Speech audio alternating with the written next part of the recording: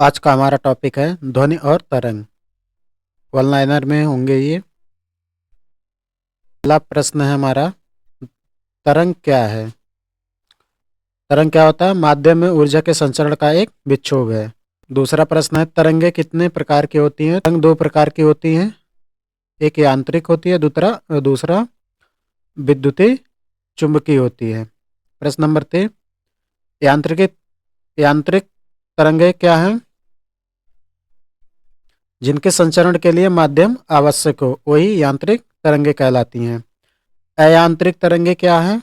जिन्हें माध्यम की आवश्यकता नहीं होती है, जैसे प्रकाश। पांचवा है, अनुप्रस्थ तरंग के कणों की गति कैसी होती है? तो तरंग की संचरण की दिशा हमेशा लंबवत होती है। कैसी होती है? हमेशा लंबवत होती है।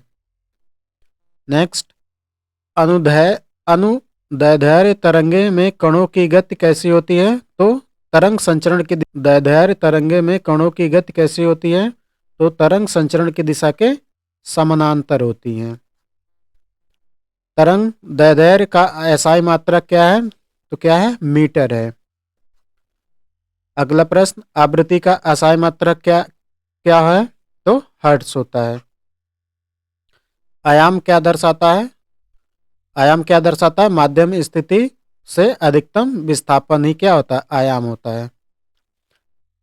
अगला है, तरंग की ऊर्जा किस पर निर्भर करती है? तो आयाम के वर्ग पर।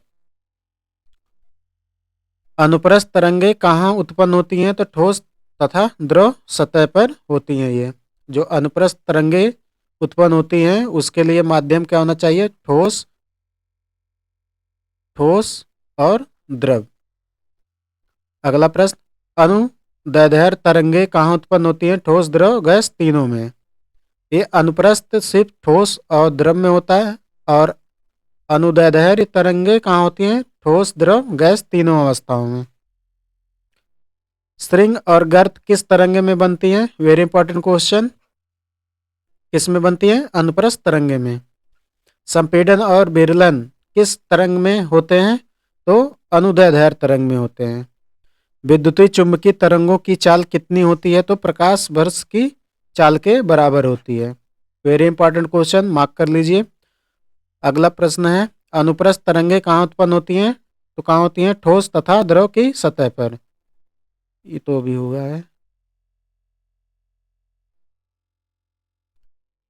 अगला प्रश्न है, विद्युत चुंबकीय तरंगों की चाल कितनी होती है? प्रकाश चाल की बराबर होती है।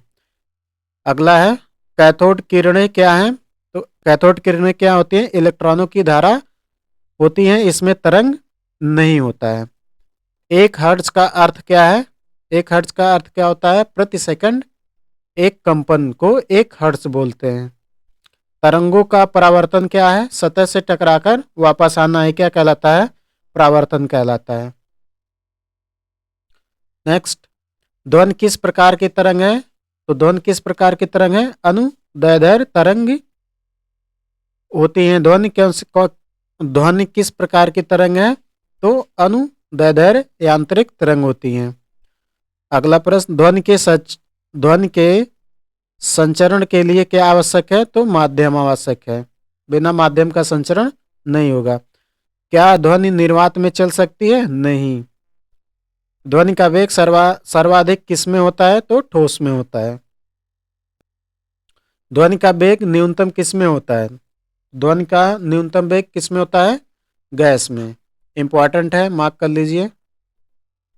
स्टील में ध्वनि की चाल कितनी है? लगभग 5960 मीटर प्रति सेकंड। ये भी इंपॉर्टेंट है।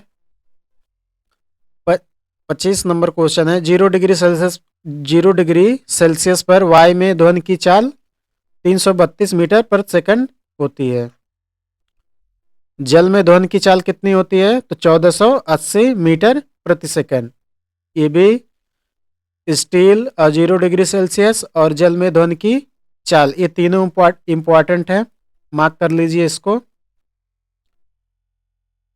प्रश्न नंबर 27 है, ताप बढ़ाने पर ध्वनि की चाल हमेशा बढ़ती है। अगला क्वेश्चन, 1 डिग्री सेल्सियस ताप बढ़ने पर चाल कितनी बढ़ती है? तो 0.61 मीटर प्रति सेकंड। अगला प्रश्न, दाब बदलने पर ध्वनि की चाल में क्या होता है? कोई परिवर्तन नहीं होता है। आर्द्रता बढ़ाने पर ध्वनि की चाल बढ़ जाती है। ध्वनि की तीव्रता का मात्रक क्या होता है? तो डेसिबल होता है। अगला प्रश्न, तारत्व किस पर निर्भर करता है? तो तारत्व हमेशा आवृत्ति पर निर्भर करता है। प्रबलता किस पर निर्भर करती है? तो आयाम पे। आयाम पे ही प्रबलता निर्भर होता है। मच्छर की आवाज का तारत्व कैसा होता है? उच्च होता है। शेर की दहाड़ की आवृत्ति कम होती है। वेरी इंपॉर्टेंट क्वेश्चन, मार्क कर लीजिए। महिलाओं की आवाज पतली क्यों होती है? क्यों होती है? क्योंकि अधिक आवृत्ति के कारण। ये भी इंपॉर्टेंट क्वेश्चन है। ध्वनि की गुणवत्ता किस पर निर्भर करती है? तो ओवरटोन्स पर। कान पर ध्वनि का प्रभाव कितनी देर रहता है? तो 0.1 सेकेंड। इंपॉर्टेंट है, ये भी मार्क कर लीजिए, इंपॉर्टेंट क्वेश्चन है। अगला, मानव कान की श्रव्य सीमा क्या है? तो 20 हर्ट्ज से लेकर 20,000 हर्ट्ज तक होती है मानव कान की श्रव्य सीमा। 20 हर्ट्ज से कम तरंगे क्या कहलाती हैं? अपश्रव्य तरंगे। इंफ्रासोनिक वेव इसको बोलते हैं। अगला प्रश्न, 20,000 से अधिक तरंगे क्या कहलाती हैं? जो 20,000 हर्ट्ज से अधिक तरंगे होती हैं उन्हें क्या कहलाते हैं? पराश्रव्य, अल्ट्रासोनिक बोलते हैं उसको। कुत्ते और चमगादड़ में कौन सी तरंग सुनते हैं? तो पराश्रव्य तरंगे। वेरी इंपॉर्टेंट क्वेश्चन है, मार्क कर लीजिए। नेक्स्ट, हृदय की धड़कन किस श्रेणी में आती है? तो अपश्रव्य तरंग में। सोनार किस में उपयोग होता है? सोनार किस में उपयोग होता है? समुद्र की गहराई मापने में। अगला प्रश्न, सोनार में कौन सी तरंग प्रयोग होती है? तो पराश्रव्य तरंग। घड़ी के पुर्जे साफ करने में होते हैं तो कौन सा? पराश्रव्य तरंगे। इंपॉर्टेंट क्वेश्चन है, मार्क कर लीजिए इसको। ईसीजी में क्या उपयोग होता है? ईसीजी में क्या उपयोग होता है? पराश्रव्य तरंगे। ये भी इंपॉर्टेंट है, मार्क कर लीजिए, कहीं न कहीं पूछे गए ये सारे क्वेश्चन है। भूकंप के समय कौन सी तरंगे उत्पन्न होती हैं? अपश्रव्य कौन सी तरंगे होती हैं? तो अपश्रव्य तरंगे होती हैं। इंपॉर्टेंट है। अगला, प्रतिध्वनि क्या है? क्या होती है? ध्वनि का प्रवर्तन होकर वापस सुनाई देना ही क्या कहलाता है? प्रतिध्वनि। अगला, प्रतिध्वनि के लिए न्यूनतम दूरी कितनी होनी चाहिए? तो कितना होता है? 17.2 मीटर।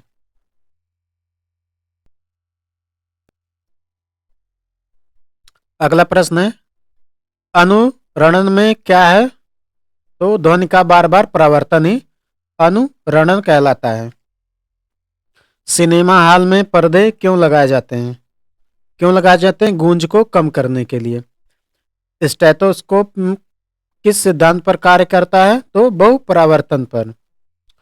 रात में ध्वनि दूर तक क्यों सुनाई देती है? क्यों सुनाई देती है? क्योंकि इसमें अपवर्तन के कारण ध्वनि रात में अधिक दूर तक जाती है।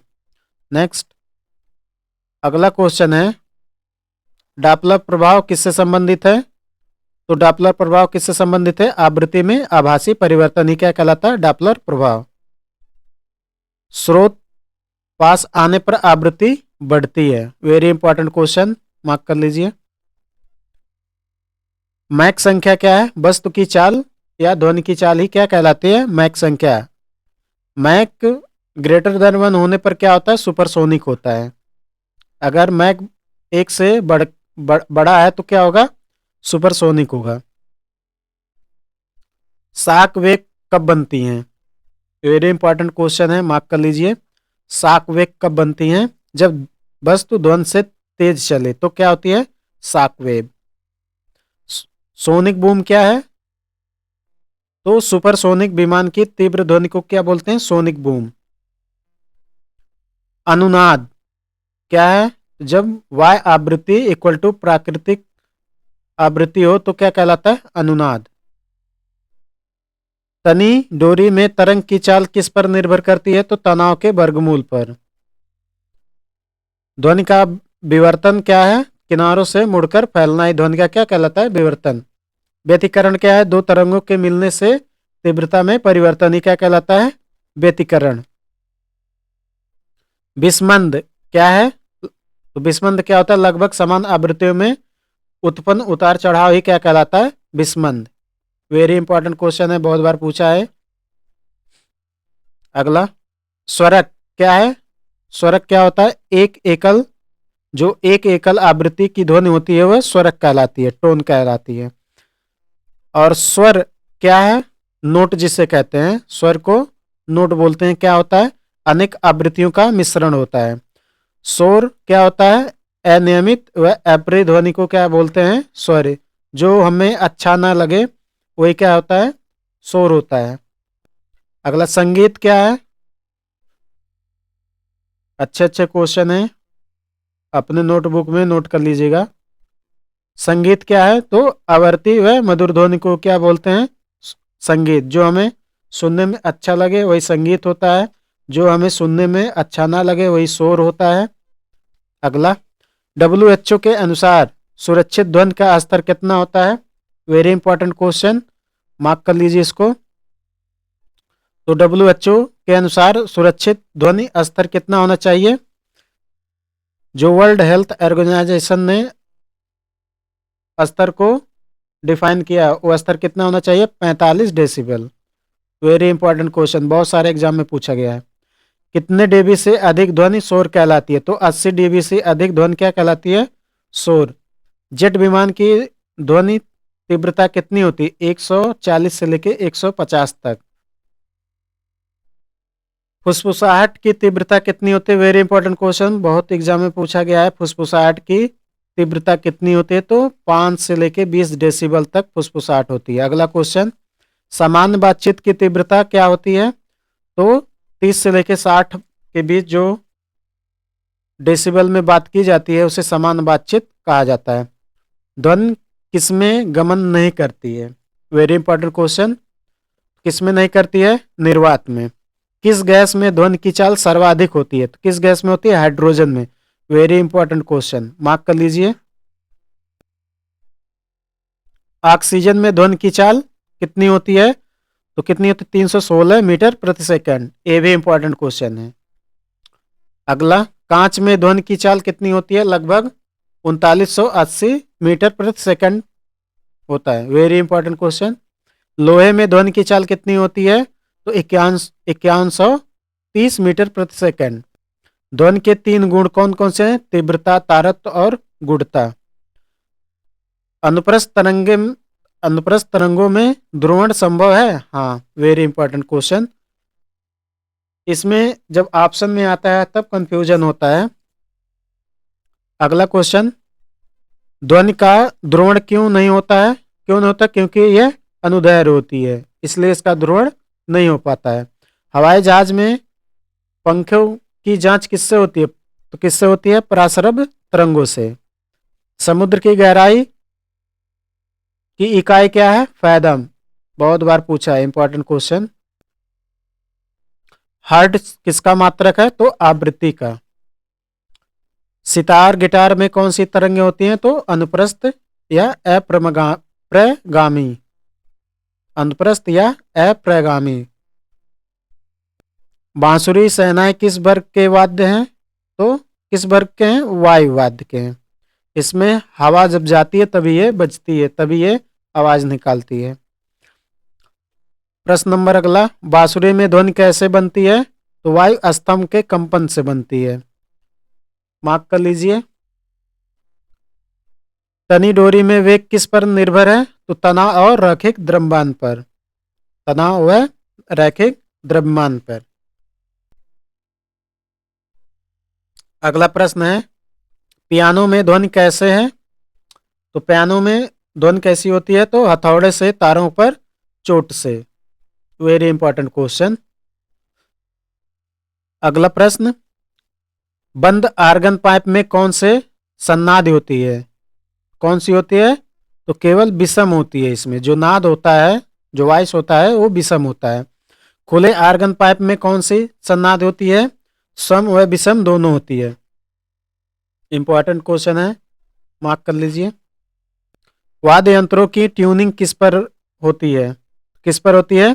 बी स्पंद पर। खुले पाइप की आवृत्ति बंद में कैसी है? तो अधिक होती है। बंद की अपेक्षा खुले पाइप में कैसी होती है? अधिक होती है। अगला, गिटार व सितार की आवाज अलग क्यों है? क्यों है? ये गुणता के कारण, टिम्बर जो होते हैं उसके कारण ये अलग होती है। 7 सुरों में न्यूनतम आवृत्ति होती है, वेरी इंपॉर्टेंट क्वेश्चन।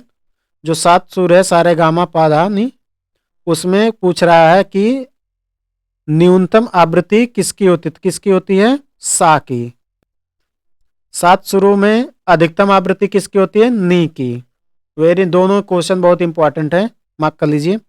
डोरी का तनाव 4 गुना करने पर आवृत्ति कितनी होती है? 2 गुना होता है, ये भी इंपॉर्टेंट है। खोखले पाइप में तरंग का प्रकार कैसा होता है? तो अनुदैर्ध्य अप्रगामी होता है। एक ही स्वर अलग अलग क्यों सुनाई देता है? अलग अलग होना चाहिए। एक ही स्वर अलग अलग क्यों सुनाई देता है? क्यों? ओवरटोन्स के कारण। अगला प्रश्न है हमारा,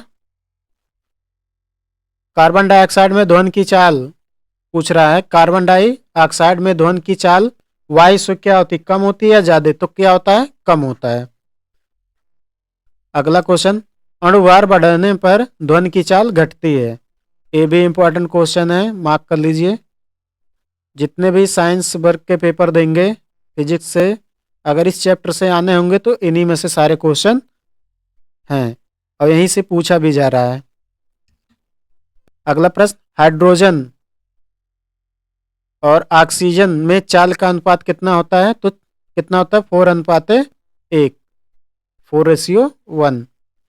ताप बढ़ने पर प्रत्यास्थता क्या होती है? घटती है, वेरी इंपॉर्टेंट क्वेश्चन। आज जितने भी क्वेश्चन कराएंगे सब इंपॉर्टेंट ही हैं। लाप्लास संशोधन क्या है?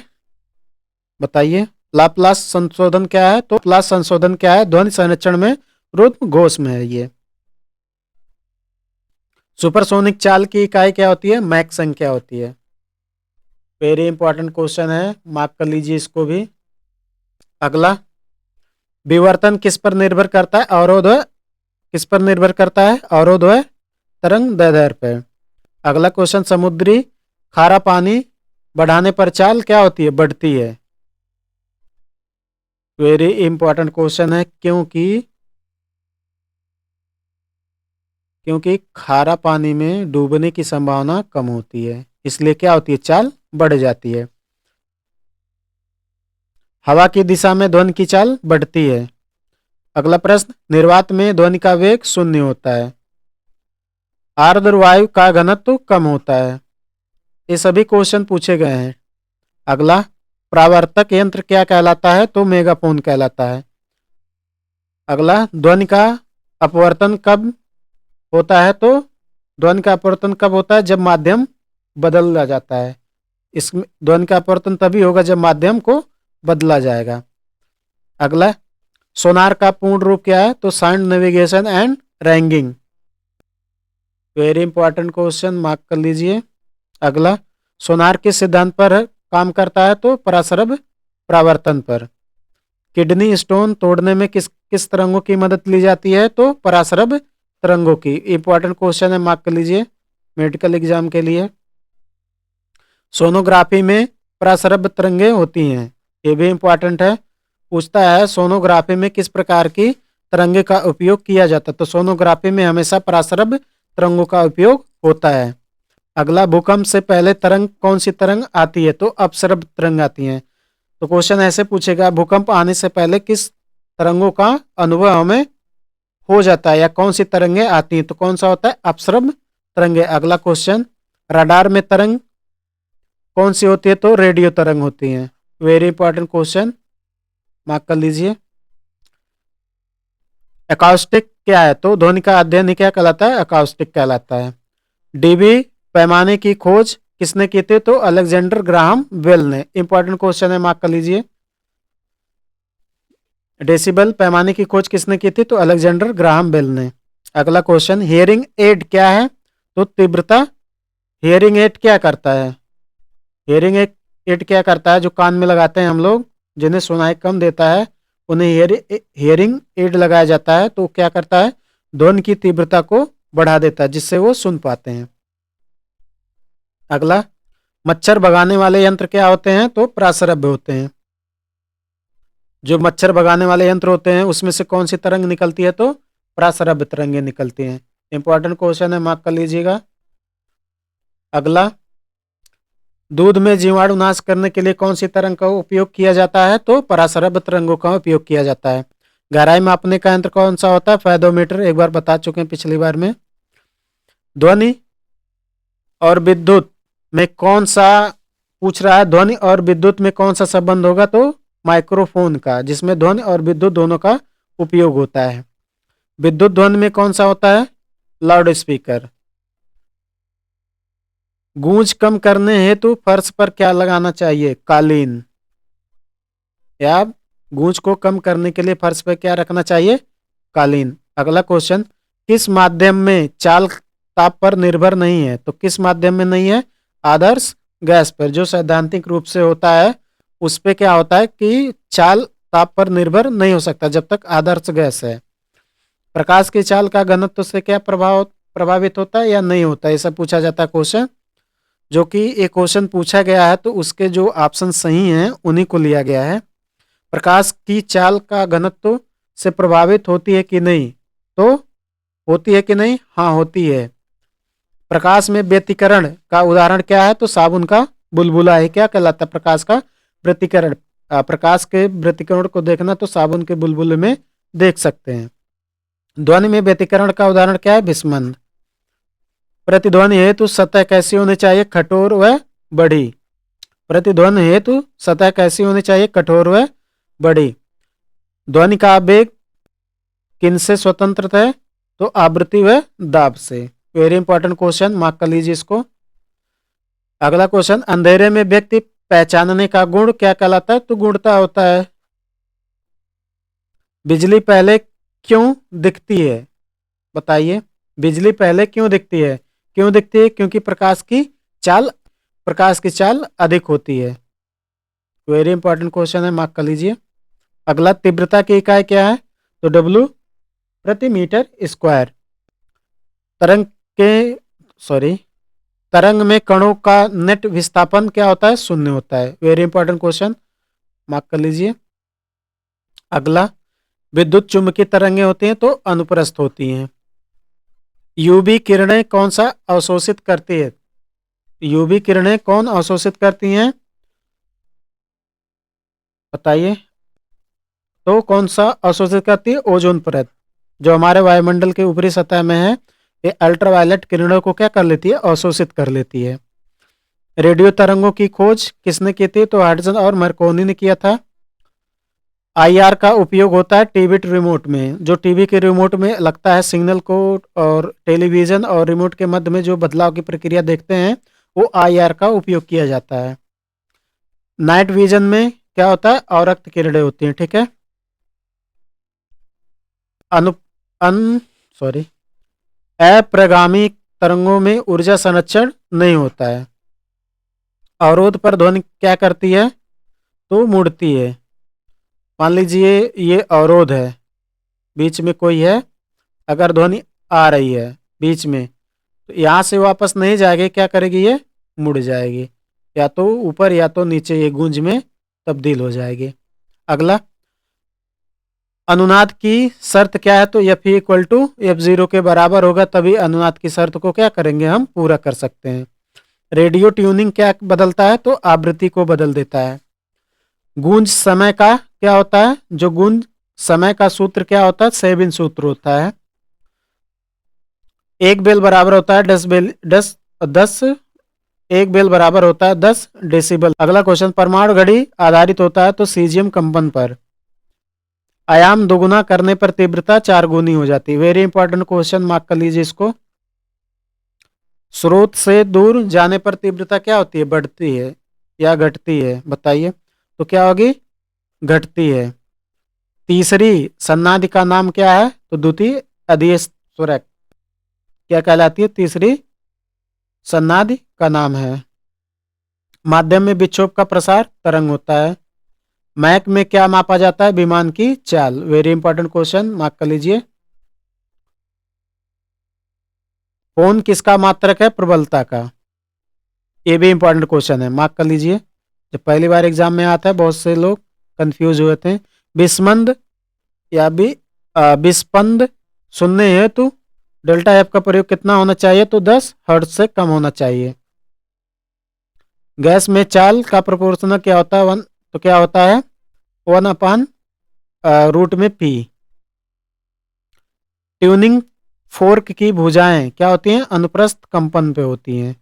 Very important question. Tuning fork का हत्था क्या होता है? अनुदैर्य होता है। अधिकतम चाल किस में होता है? तो स्टील और एल्युमिनियम में। एकास्टिक खिड़की का कार्य क्या होता है? ध्वनि प्रदूषण को रोकना। वेरी इंपॉर्टेंट क्वेश्चन, मार्क कर लीजिए। सोनिक बूम से क्या टूटता है? तो कांच टूट सकता है। जब सोनिक बूम होता है तो कांच टूट भी सकते हैं। अगला प्रश्न हमारा है, पराश्रव्य की तरंग दैर्घ्य क्या होती है? बहुत छोटी होती है। अगला, ईएम स्पेक्ट्रम में न्यूनतम आवृत्ति किस में होती है? तो रेडियो में होता है। अगला, सुपरसोनिक विमानों में ओजोन को क्या करता है? नुकसान पहुंचाता है क्या नहीं? बताइए। पहुंचाता है। अगला, रडार पहले किसने विकसित किया था? पूछ रहा है कि रडार किस देश ने सबसे पहले विकसित किया था? किसने किया था? ब्रिटेन ने। इंपॉर्टेंट क्वेश्चन है, मार्क कर लीजिए। ऊंचाई बढ़ने पर चाल घटती है। क्या ध्वनि का अपवर्तन होता है? हाँ। पराश्रव्य का, अल्ट्रासाउंड में ही पराश्रव्य तरंगों का उपयोग होता है। अगला, टेलीफोन लाइनों में तरंगे विद्युतीय तरंगे होती हैं। तीव्रता मापने का यंत्र कौन सा होता है? आइडियोमीटर होता है। अगला क्वेश्चन, 2 एटीएम पर वायु में चाल क्या होती है? 332 मीटर प्रति सेकंड होता है। संकेत हेतु क्या होता है? तो पराश्रव्य और अवरक्त किरणों के माध्यम से कोहरे में संकेत हेतु उपयोग कर सकते हैं। ध्वनि का अध्ययन क्या कहलाता है? ध्वनिक। डायरेक्ट ही पूछा था ऐसे। समुद्र में गहराई मापन के लिए क्या प्रयोग करते हैं? तो सोनार या फेदोमीटर का। दोनों ऑप्शन में है तो दोनों टिक कीजिएगा, या तो ऑप्शन में ए एंड बी करके देगा। पराश्रव्य तरंगों की विशेषता क्या होती है? तो उच्च आवृत्ति छोटी होती है। ठीक है। तरंग ऊर्जा किससे बढ़ती है? तो आयाम से।